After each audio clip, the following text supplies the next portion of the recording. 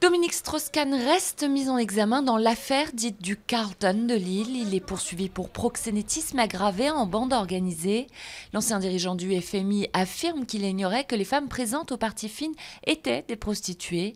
Dans l'affaire du Sofitel à New York, DSK et la plaignante ont signé un accord financier mettant un terme à la procédure.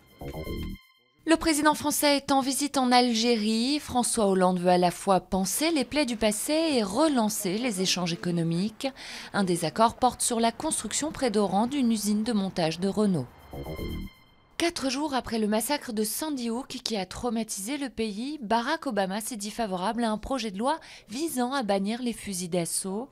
Selon un sondage CBS, 57% des Américains souhaitent un renforcement de la loi sur les armes à feu, le pourcentage le plus élevé depuis 10 ans. Le gouvernement présente une version adoucie de sa réforme bancaire. Pour certains, le texte ne correspond pas aux attentes suscitées par le discours du candidat Hollande il y a 1 an au Bourget. Il avait alors décrit le monde de la finance comme un adversaire. Seules les activités bancaires dont on considère qu'elles ne sont pas utiles à l'économie sont concernées par l'isolement.